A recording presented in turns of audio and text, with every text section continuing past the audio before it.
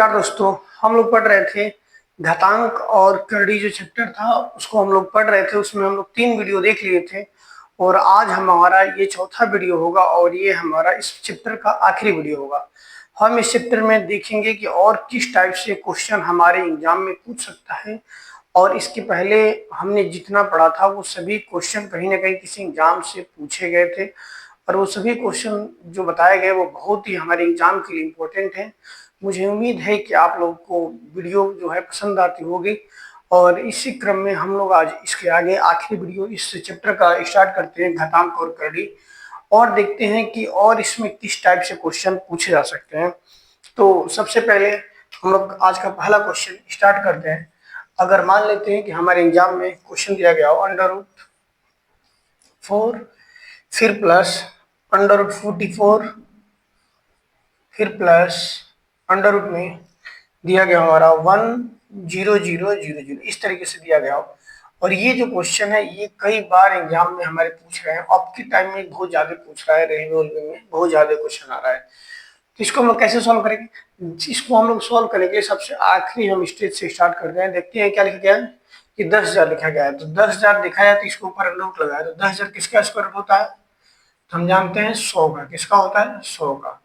तो इस तरीके से लिख सकते हैं हम लोग इसको 100, ठीक है। अब 100 में अगर हम लोग 144 जोड़ दें तो कितना हो जाएगा? अंडर रूट में 144, और हमें पता है कि 144 किसका स्क्वायर रूट होता है? तो 12 का होता है।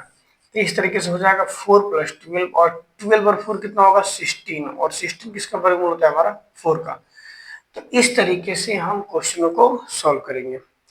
जैसे एक और क्वेश्चन देखते हैं कि मान के चलते एक और क्वेश्चन ऐसे लिखा गया हो √5 लिखा गया हो √5 फिर प्लस √11 फिर प्लस ऐसे लिखा गया हो, फिर अंडर रूट में लिखा गया हो 19,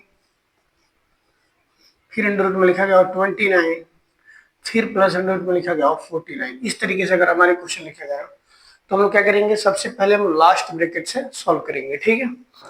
तो लास्ट ब्रैकेट में क्या है? 49। 49 किसका स्क्वायर रूट होता है? हमें पता है कि 49 जो है 7 का स्क्वायर रूट होता है, 7 का वर्ग होता है। तो इस तरीके से 49 की जगह पे हमारा क्या हो जाएगा? हमारा 7। तो लिख सकते हैं 29 + 7। अब अगर हम 29 और 7 को जोड़ेंगे तो कितना आएगा? हमारा 36, क्योंकि 29 और 7 जब हम लोग ऐड करते हैं तो क्या आ जाता है इसकी जगह पे? 36। तो ये हमारा हो जाएगा अंडर रूट में 36, और 36 का जो हमारा स्क्वायर रूट होता है वो क्या होता है? 6 होता है। तो ये हमारा हो जाएगा 5 प्लस अंडर रूट में 11 प्लस 19 प्लस 5, ठीक। इस तरीके से हमारा जाएगा 19 प्लस 36 है तो 6 का स्क्वायर जो है किसका होता है? 6 का। तो 96 प्लस 6, अब इसको जोड़ेंगे तो 19 प्लस 6 कितना हो जाएगा हमारा? 25। क्या हो जाएगा? 25, और 25 किसका वर्गमूल होता है? तो हमें पता है कि जो 25 होता है किसका वर्गमूल होता है? 5 का वर्गमूल होता है। अभी 11 और 5 जोड़ेंगे तो क्या हो जाएगा हमारा? 16, और 16 पता है किसका वर्गमूल होता है? तो हम जानते हैं कि 16 जो है 4 का वर्गमूल होता है, तो इसके हो जाएगा फिर 4। अब 5 और 4 जोड़ेंगे क्या हो जाएगा? 9, और 9 किसका वर्गमूल होता है? 3 का।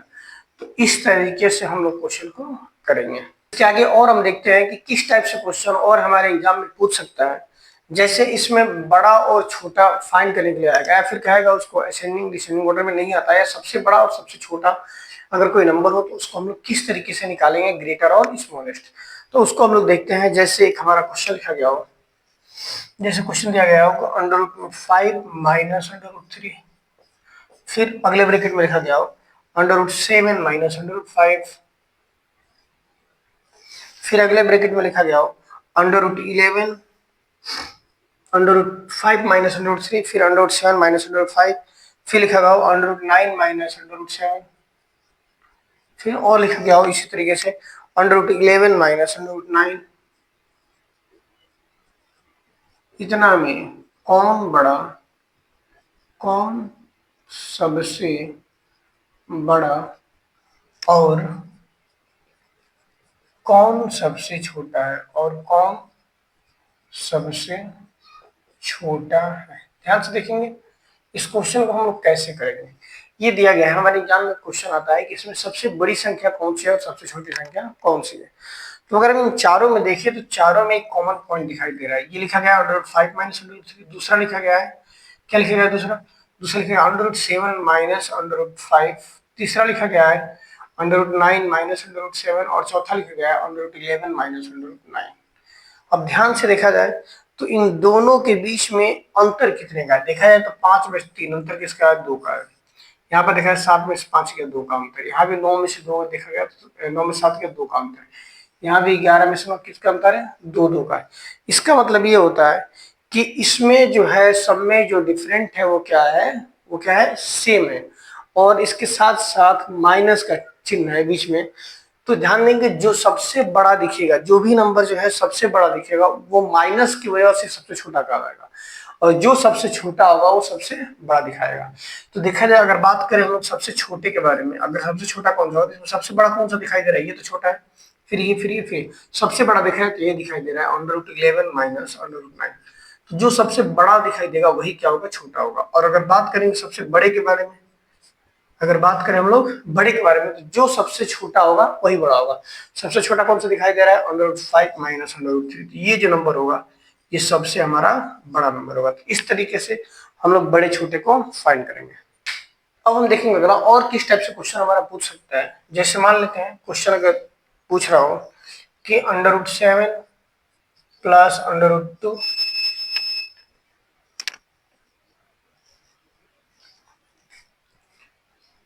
और बोलो √5 प्लस √4 में कौन बड़ा और कौन छोटा है। अगर इससे क्वेश्चन बोले कि इस तरीके से क्वेश्चन दे दे √7 प्लस √2 और फिर √5 प्लस √4 में कौन बड़ा और कौन क्या है? सबसे छोटा है। तो ध्यान से देखेंगे इसमें इसमें अगर डिफरेंट दिखा तो 7 में से 2 गया 5, इसमें 5 में 4 घटाएंगे तो ये आएगा। लेकिन देखा तो यहाँ पे क्या है? बीच में प्लस है। तो एक काम करें, देखते हैं कि क्या इनको ऐड किया जाए। अगर ऐड करने पे देखते हैं क्या सेम आ रहा है या नहीं आ रहा है। ठीक है, तो हम इन दोनों को ऐड करेंगे। √7 √2 करेंगे कितना होगा? 7 2 9, 7 2 कितना आएगा? 9। इसी तरीके से इसको ऐड कर रहा है 5 और 4 9। यानी सबसे पहले जब इन दोनों को हम लोग ऐड कर रहे हैं, यानी जोड़ रहे हैं, तो दोनों क्या आ रहा है? 9 9 आ रहा है, दोनों आपस में इक्वल आ रहा है। ठीक है, जब आपस में इक्वल आए फिर हम लोग क्या करते हैं? इन दोनों का मल्टीप्लाई कर देते हैं। √7 प्लस √2 है, इन दोनों का मल्टीप्लाई कितना होगा? 7 2 14। फिर इसी तरीके से √5 प्लस √4 है, इन दोनों का मल्टीप्लाई करेंगे 5 चौका 20 आएगा ना? 20 एक 14 आएगा, एक क्या आएगा? 20 आएगा। तो अब देखेंगे इसमें कौन सा बड़ा दिखाई दे रहा है, 14 है कि 20 है? 20 बड़ा है। इसका मतलब ये होगा कि 20 बड़ा है और ये छोटा है, तो इसका मतलब ये नंबर बड़ा होगा। यानी हमारा √7 प्लस √2 छोटा होगा और √5 प्लस √4 जो होगा वो सबसे बड़ा होगा। तो हम अगला देखते हैं एक और क्वेश्चन इसी के जैसा। जैसे मान लीजिए लिखा गया क्वेश्चन √7 माइनस √3 और फिर एक और लिखा गया हो कि √6 माइनस √4, √6 माइनस √4। इसमें बोले कि इन दोनों में कौन बड़ा और कौन छोटा है। ठीक है, तो सबसे पहले तो अंतर देखेंगे। 7 में 3 का 4 का अंतर, 6 में 4 का 2 का अंतर। नहीं हो रहा है तो फिर दोनों को जोड़ेंगे। 7 और 3 सबसे पहले ऐड करेंगे, 7 और 3 10, और इसको भी जोड़ेंगे 6 और 4 कितना हो गया? 10। अगर दोनों का जोड़ने पे सेम आ रहा है तो दोनों का मल्टीप्लाई करेंगे। इन दोनों का मल्टीप्लाई करेंगे तो 7 का 3 से मल्टीप्लाई कितना होगा? 7 3 का 21 होगा, और इन दोनों का मल्टीप्लाई करेंगे 6 से कितना होगा? 24। अब एक बात ये ध्यान देने वाली है कि इसमें क्या है कि बीच में माइनस है, तो माइनस के लिए हमने क्या बताया था कि जो बड़ा दिखेगा वो छोटा और जो छोटा दिखेगा वो बड़ा। ठीक है, तो इस तरीके से ये छोटा दिखाई दे रहा है, यानी 21 जो है हमारा बड़ा होगा। इसका मतलब ये हुआ कि √7 माइनस √3 जो होगा ये बड़ा होगा, और ये 24 है तो ये जो बड़ा दिखेगा वो क्या होगा? छोटा। ये माइनस के कंडीशन में होगा, इस बात को हमें ध्यान देना है कि जब माइनस में आए तो चीजें जो है उल्टा हो जाती है, बड़ा वाला छोटा, छोटा वाला बड़ा। इसी तरीके से हमारा और क्वेश्चन लिखा होगा, इसमें बड़ा छोटा फाइंड करने के लिए होगा। जैसे क्वेश्चन एक और ऐसा हो सकता है, बोलेगा √3 फिर कामा 2 √3 फिर 4 फिर कामा √5 में कौन बड़ा और कौन छोटा है, और कौन छोटा है। ध्यान से देखेंगे, जब अगर सिंगल सिंगल ऐसे नंबर दिए गए हो तो सबसे बेस्ट तरीका ये होता है कि हम उस अंडर रूट को हटा देते हैं। अब अंडर रूट कैसे हटेगा? स्क्वायर करके तो काम करते हैं, हम सभी को स्क्वायर कर देते हैं। √3 का भी स्क्वायर कर देते हैं, फिर 2√3 का स्क्वायर कर देते हैं, फिर 4 का स्क्वायर कर देते हैं, और फिर √5 का स्क्वायर कर देते हैं। स्क्वायर करेंगे √3 का स्क्वायर 3, ये होगा 2 का स्क्वायर 4 और √3 का स्क्वायर 3, तो 4 में कितना हो जाएगा? 12। इसका स्क्वायर करेंगे 16 और अंडर 5 का स्क्वायर करेंगे 5। तो इसमें बात करें सबसे बड़ा के बारे में, तो हमें सबसे बड़ा कौन सा दिखाई दे रहा है 16, यानी 4 जो है सबसे हमारा क्या हो जाएगा बड़ा। और बात करेगा छोटा के बारे में, सबसे छोटा कौन सा इसमें दिखाई दे रहा है 3, तो इसका मतलब जो हमारा छोटा होगा वो अंडर 3 क्या हो जाएगा छोटा हो जाएगा। अब अगर हमारा क्वेश्चन इस टाइप से लिखा गया हो 3 अंडर में 6 फिर 2 फिर 2 अंडर, ये अंडर जो है 3 पे है, और फिर 5 और इस तरीके से ये जो 3 है वो किस पे अंडर पे है। तो जब ऐसे दिया गया हो तो देखा जाए तो इस स्क्वायर करने से नहीं काम चलेगा, इसमें क्या करना पड़ेगा अभी क्यूब करना पड़ेगा, तभी हमारा क्या होगा 3 पावर हटेगा। तो इसका हो जाएगा इसके ऊपर 3, फिर इस तरीके से 2 3 अंडर 2 इसका ऊपर हो जाएगा 3, और ये होगा 5 का पावर 3, और ये हमारा हो जाएगा 2 फिर अंडर रूट में 3 का इसका होल पावर हमारा क्यूब। अब देखेंगे जब 6 का 3 पर करेंगे कितना हो जाएगा हमारा 6 आएगा।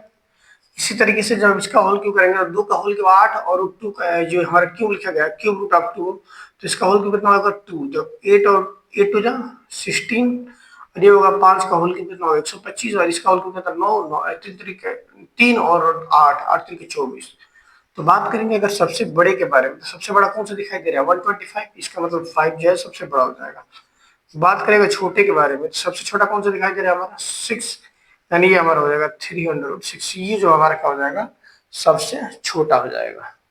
तो इस तरीके से हम लोग घातांक और करड़ी जो चैप्टर था, इस चैप्टर के हमने सभी क्वेश्चनों को, जितना क्वेश्चन हो सकता था हमने उन सभी इंपॉर्टेंट क्वेश्चनों को किया, और इस तरीके से हमारे घातांक और करड़ी जो चैप्टर है वो खत्म हो गया।